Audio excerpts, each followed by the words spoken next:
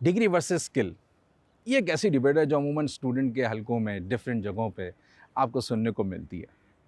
لوگ بحث کرتے ہیں کہ کیا ڈگری امپورٹنٹ ہے یا صرف اسکلس سے کام چلایا جا سکتا ہے۔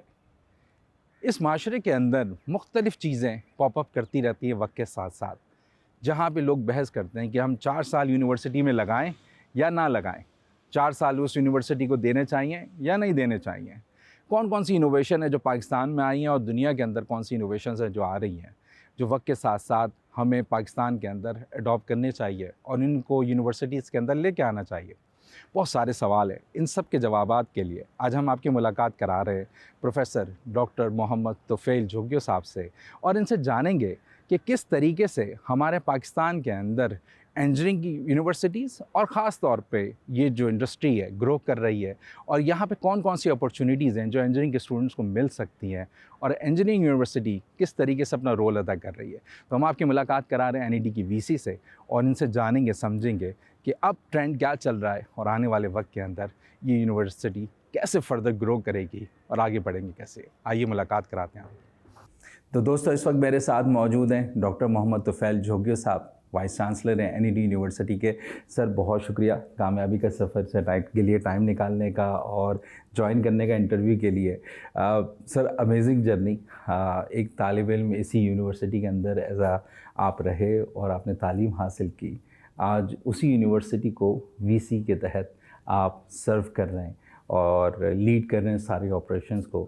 سر یہ جرنی کیا اتنی آسان تھی کہ اسٹوڈنٹ سے انجینئر بھی بن گئے، میکینیکل انجینئر بھی بنے، پھر اس کے بعد آگے بڑھتے چلے گئے اور اس اسٹیپ پہ پہنچ کے آج اسی یونیورسٹی کو ڈیولپ کرنے کے لیے کام شروع کیا؟ سر سب سے پہلے تو آپ کا بہت بہت شکریہ کہ آپ آئے and you are having me in this particular channel. دیکھیں، جیسے آپ نے بات کی نا، تو یہ کمبینیشن ہے امیزنگ ٹریول کا۔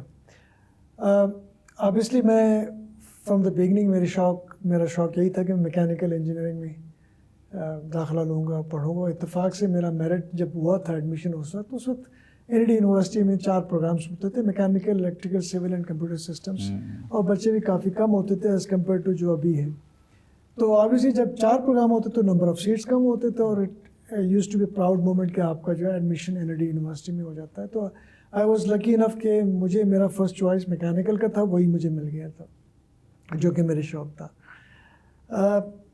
لیکن عجیب سی بات یہ ہے کہ جب میں نے یہاں پر اپنا ڈگری کمپلیٹ کیا، وہ علیحدہ بات ہے کہ 4 سال کی ڈگری اس وقت ہم 5.5 سال میں کرتے تھے، کیونکہ سچویشن بالکل انٹائرلی مختلف ہوتے تھے۔ تو ایونچولی جب آگے ہم بات کریں گے کہ ہم نے ماسٹر سے PhD کی، تو میرا قطعی ارادہ نہیں تھا یونیورسٹی میں آنے کا۔ یہ میں ہر کسی سے ذکر کرتا ہوں کہ میرا ٹارگیٹ تھا کہ میں جا کے انڈسٹری میں کام کروں گا، اور لیکن پاکستان میں آ کے کام کروں گا۔ UK میں جب میں ہائر کوالیفیکیشن میں کر رہا تھا، تو میرا پلان یہ تھا کہ پاکستان میں آ کے کام کروں گا۔ اور اگین اتفاقات آتے رہتے ہیں، انڈسٹری ٹارگیٹ تھا، لیکن یہاں پر ایونچولی جب میں نے انڈسٹریز کو اپروچ کیا تو because of higher qualification they were reluctant to hire me. انہوں نے کہا کہ ہم آپ کو ایز اے فریش انجینئر لے لیں گے، تو خیر that was not acceptable to می۔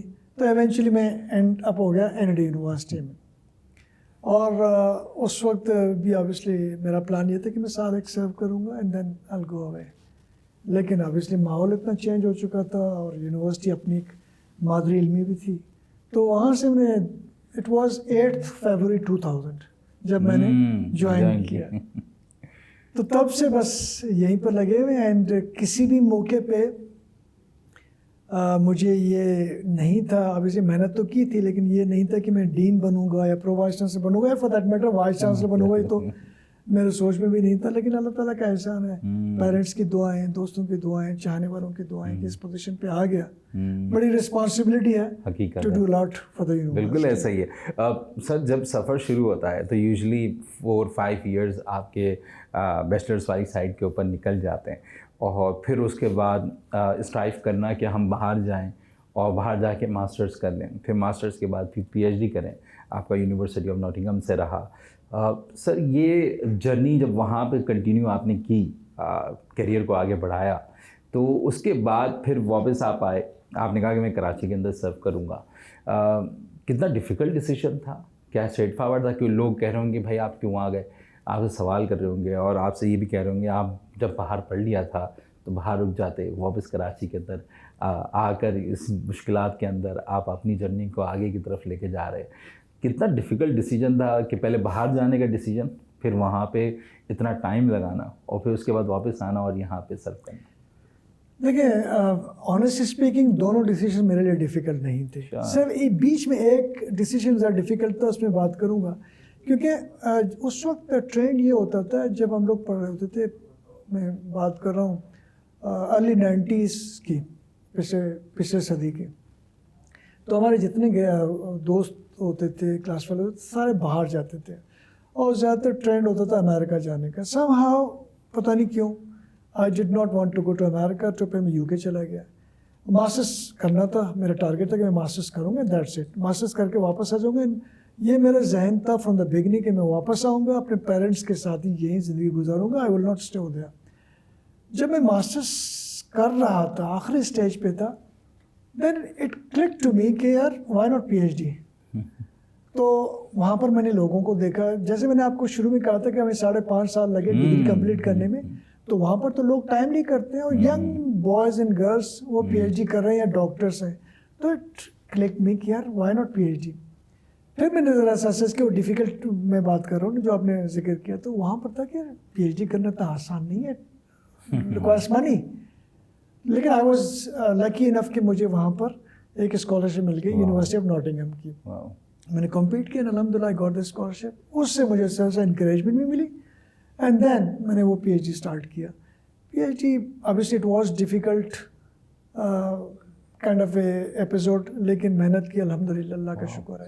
اور اس طریقے سے میں پی ایچ ڈی کیا, اینڈ دین جیسے میں نے کہا تھا کہ شروع سے میرا پلان تھا کہ I'll come back, تو لہٰذا میں واپس آیا اور پھر یہاں پر سفر کو اسٹارٹ کیا. بالکل انجینئر بننے ہوتے ہیں اور انجینئر بن جاتے ہیں, اور پھر اس کے بعد سوال عموماً اٹھتا ہے کہ مثال کے طور پہ کہ آپ جاب کرنا پسند کریں گے یا اپنی ریسرچ والی سائٹ کو آگے کی طرف لے کے جانا چاہیں گے.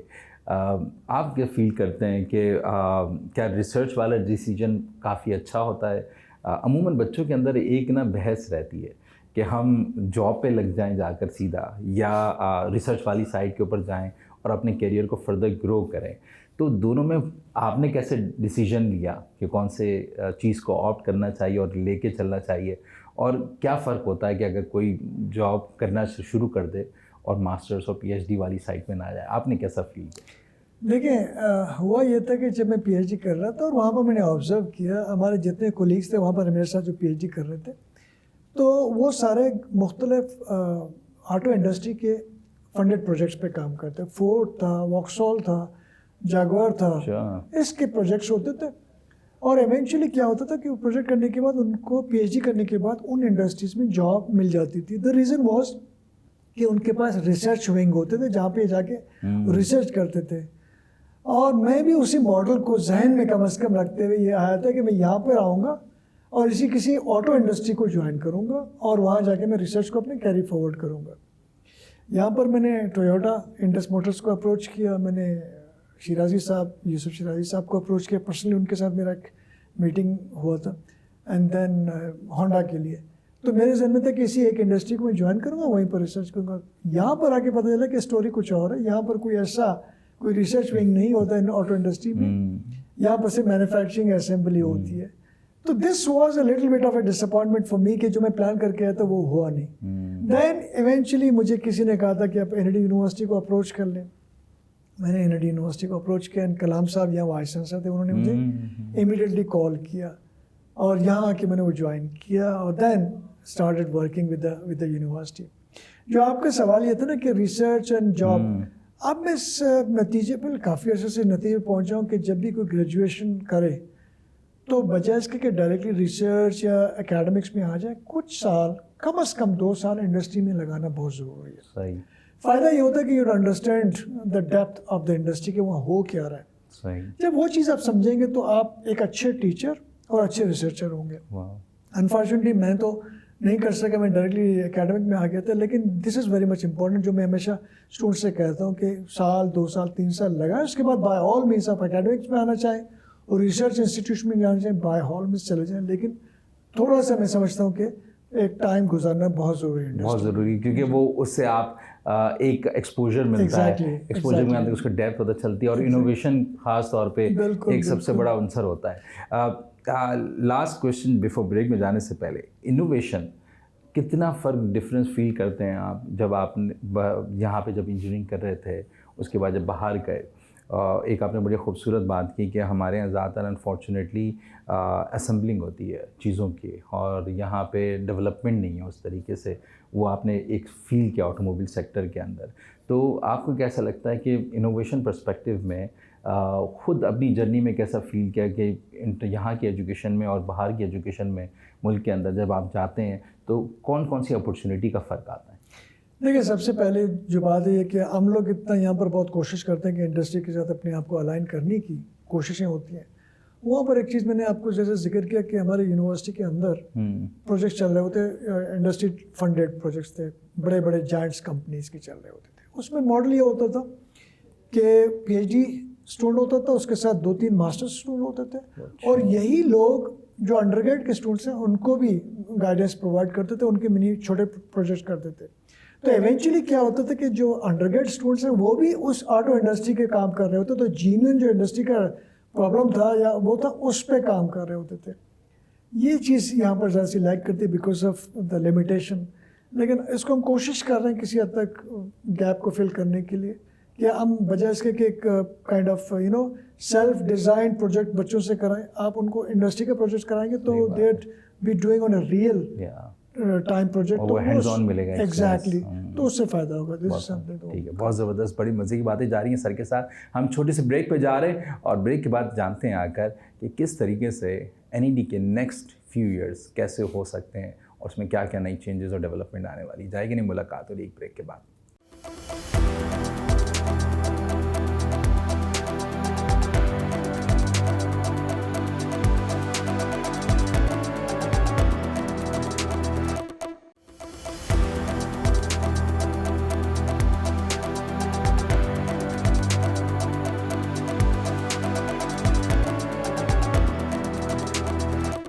ویلکم بیک ٹو کامیابی کا سفر. میرے ساتھ موجود ہیں ڈاکٹر محمد طفیل جھوکیو صاحب, پاکستان کی اور کراچی کی خاص طور پہ سب سے بڑی یونیورسٹی انجینئرنگ کی اس کے VC ہیں. سر, آپ نے بڑی زبردست بات بتائی کہ نا جب ہم انوویشن کی بات کرتے ہیں, اور جب ہم خاص طور پہ انڈسٹری کی بات کرتے ہیں, اور بچوں کی بات کرتے ہیں ان کی گروتھ اینڈ ڈیولپمنٹ کی, ایز اے VC آپ نے جوائن کیا اور اسٹیج لیا ہے. جب کراچی کی سب سے بڑی یونیورسٹی ہو, انجینئرنگ یونیورسٹی, اتنا بڑا نام ہے, اتنے مشہور انجینئر یہاں سے گئے نکل کے, پاس آؤٹ ہو کر, گریجویٹ ہو کر, اور مختلف جگہوں پہ اپنا نام بنا بھی رہے ہیں اور ملک کا نام بھی روشن کر رہے ہیں. سر, کتنا بڑا ٹاسک لگتا ہے, اور آپ کیا سمجھتے ہیں کہ نیکسٹ 2-3 ایئرز میں کیا ویژن اور پرپز ہوگا جس سے آپ سمجھتے ہیں کہ اس NED کو سرو کریں گے؟ دیکھیں, ایک چیز میں ایڈ کر لوں, جو آپ نے کہا نا کراچی کی بڑی یونیورسٹی, میں تو کلیم کرتا ہوں کہ NED یونیورسٹی پاکستان کے انجینئرنگ یونیورسٹی میں سب سے بڑی یونیورسٹی ہے. اگر ہم اسٹیٹس پہ جاتے ہیں تو یہ پتہ چلتا ہے کہ UET لاہور میں اسٹوڈنٹس پاپولیشن زیادہ ہے, لیکن وہ اس طریقے سے کہ ان کے ملٹیپل کیمپسز ہیں. فیصل آباد کیمپس ہے, رچنا کیمپس ہے, سیورل ادر کیمپسز. ان کو ملا کے تو ابھی ادھر سے نمبر بڑھ جاتا ہے, لیکن ایز اے ہول ایک کیمپس میں پاپولیشن ہمارے اسٹوڈنٹس کی سب سے زیادہ, تو it's a big university. Number 1. Number 2 is کہ آپ کو پتہ ہے کہ more than 100 years of history ہے, اور جیسے آپ نے ذکر کیا کہ ہمارے المنائز پوری دنیا میں پھیلے ہوئے, they are doing good job, university کا نام, ملک کا نام روشن کر رہے ہیں. تو الحمدللہ. اس کے ساتھ ساتھ میں ایک ذکر کر دوں, آپ نے کہا کہ بہت پرانی ہے, آئی گیس 1921 سے اسٹیبلش ہو کے. 1921 میں کالج بنا تھا, اینڈ obviously اس وقت کے لوگوں نے بہت قربانی دی, اور اب تقریباً 104 ایئرس ہو گئے. جی الحمدللہ, بالکل ایسا ہی, بالکل ایسا ہی. اور اس وقت کافی پرابلمس بھی آئے تھے اس کالج کو, کیونکہ میں زیادہ آپ کے سوال سے ہٹ کے لیکن میں بتانا چاہوں گا کہ 1921 میں جب کالج بنایا گیا تھا تو کالج ڈگری اوارڈنگ تو نہیں ہوتی, تو اس کو کسی انسٹیٹیوٹ یونیورسٹی کے ساتھ ایفیلیٹ ہونا پڑتا ہے. اور نیئرسٹ, کیونکہ Sindh was part of Bombay, تو نیئرسٹ یونیورسٹی بامبے یونیورسٹی تھی, اور ان کے ساتھ ایفیلیشن لینا جو ہے اتنا آسان نہیں تھا. اور جو ہسٹری بتا دی ہے کہ اس وقت کے جو لوگ تھے ان کو بہت کوشش کرنی پڑی, ایفرٹس کرنی پڑی تاکہ یونیورسٹی آف بامبے ان کو ایفیلیشن دے دے اور وہ ڈگری ایشو کرے. 3 साल लगे थे एफिलिएशन के लिए बॉम्बे यूनिवर्सिटी के साथ। Anyways coming back to your question, तो अभी से इतनी हिस्ट्री है और एक काइंड ऑफ क्वालिटी ग्रेजुएट्स हम फ्रॉम द बिगिनिंग प्रोड्यूस कर रहे थे, और रिसेंट पास्ट में तो माशाल्लाह और काफ़ी एक्सपेंशन हुई, नए डिपार्टमेंट्स आ गए। इसके साथ साथ रिसर्च को भी फोकस किया गया। पिछले हमारे वाइस चांसलर रहे, उन्होंने काफ़ी इस पर एक्सपेंशन करवाई थी, रिसर्च सेंटर्स बने थे, B it artificial intelligence, B it cyber security, B it robotics, several of the centres, research centres से बनाए, उसमें काफ़ी हमारा माशाल्लाह से काम हुआ है। अब जो मेरे लिए प्रॉब्लम था कि एक यूनिवर्सिटी के स्टेज पे पहुंचे, इसको कहाँ कितना ऊपर ले जाओ, that was the major task for me. लेकिन अल्लाह ताला का शुक्र है कि हमारी अच्छी टीम है और आई एम लुकिंग फॉरवर्ड कि इसको हम और आगे ले जाएंगे।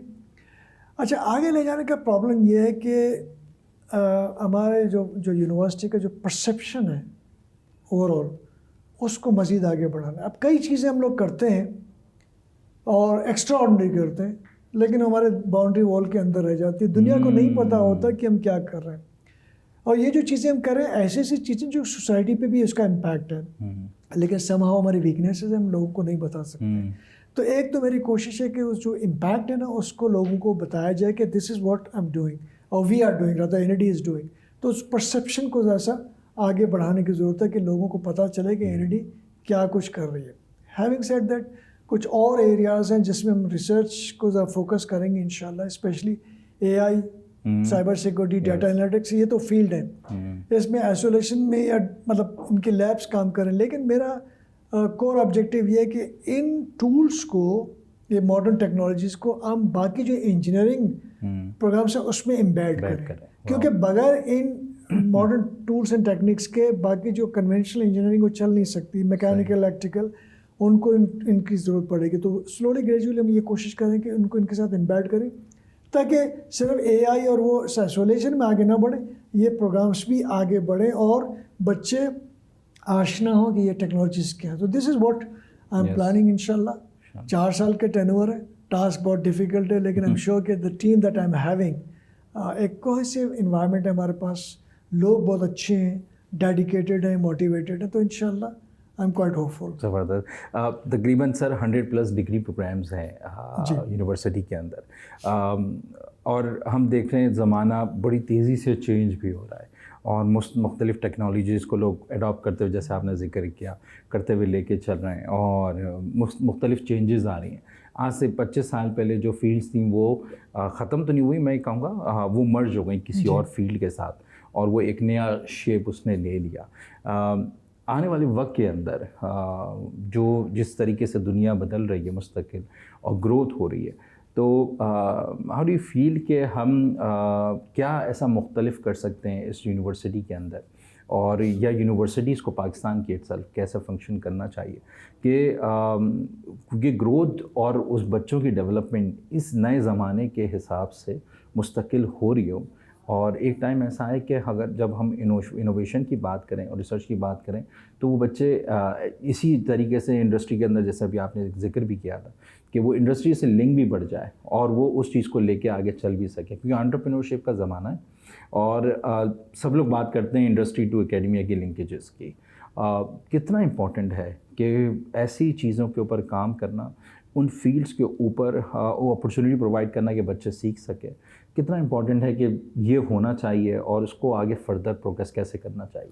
देखिए, अगर हम सर्वाइवल की बात करें, फ्यूचर सर्वाइवल की बात करें for the university as well as for the country, तो हमें अब इसे जितने मॉडर्न टूल्स हैं उनको अडॉप्ट करना चाहिए, और इसमें सबसे जो अहम है वो है industry 4.0। Industry 4.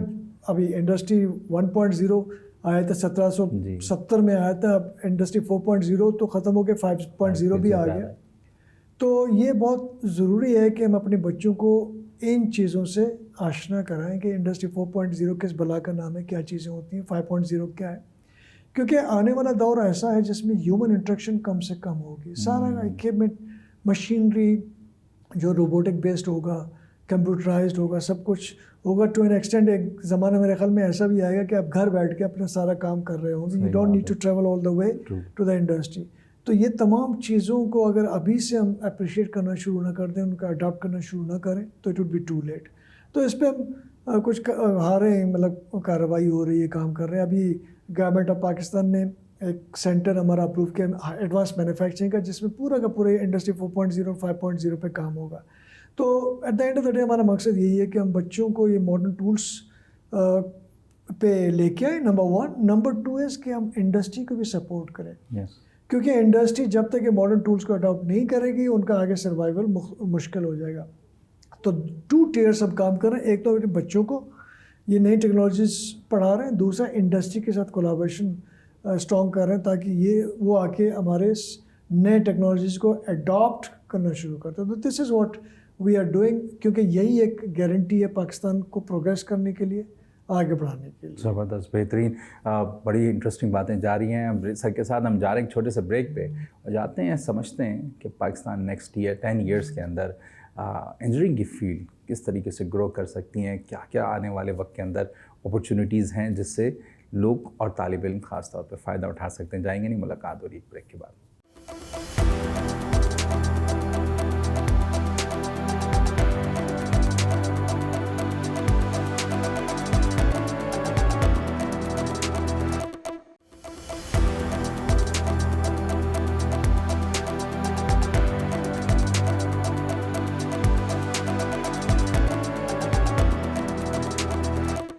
Welcome back to کامیابی کا سفر. میرے ساتھ موجود ہیں ڈاکٹر محمد طفیل جھوکیو صاحب، VC ہیں NED یونیورسٹی کے. سر، جیسے بات کی کہ کتنی ضروری ہے انڈسٹری اور اکیڈمیا کا لنکیج آپس میں، اور ہم دیکھتے ہیں دنیا بھر کے اندر یونیورسٹی کی رینکنگ کی لسٹ آتی ہے اور بار بار ہمیں ایک طریقے سے کہا جاتا ہے کہ ہیڈ لائنز کے اندر تمام پاکستانیوں کو نشانہ بنایا جاتا ہے. کہا جاتا ہے کہ پاکستان کی کوئی بھی ٹاپ یونیورسٹی 500 میں نہیں ہے، 300 میں نہیں ہے، 250 کے اندر نہیں ہے، اور ہم اسٹرگل کرتے ہیں دنیا کے اندر آگے بڑھنے پہ.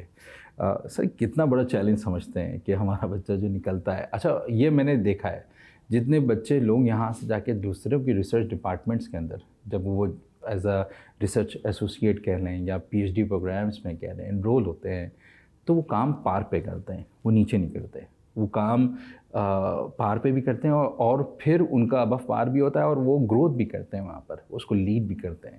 سر، کس جگہ پہ پرابلم ایسی ہے کہ جو آپ سمجھتے ہیں کہ فردر ان ایریاز کو اگر ہم سیکیور کر لیں، اس میں سسٹینیبلٹی لے کر آ جائیں، تو ہمارے یہاں گروتھ بھی اچھی ہوگی اور پھر ہماری یونیورسٹیز بھی اس میں بھی بوم آئے گا؟ دیکھیں، میں لائٹر نوٹ پہ ایک بات کہوں گا کہ ہمارے ماشاء اللہ سے میڈیا کے دوست بہت اچھے ہوتے ہیں. کبھی بھی پاکستان کے کوئی یونیورسٹی اگر 505 نمبر پہ آ گئے نا، تو اسٹیٹمنٹ یہ آیا تھا کہ ٹاپ 500 میں کوئی یونیورسٹی نہیں. ابھی ریسنٹلی 1-2 یونیورسٹیز آئے تھے 253 وغیرہ پہ، تو اسٹیٹمنٹ ہے کہ ٹاپ 250 میں کوئی نہیں ہے. تو اگر میرے خیال میں اگر 1 نمبر پہ آ جائے تو کہیں کہ 0 پہ کوئی نہیں ہے.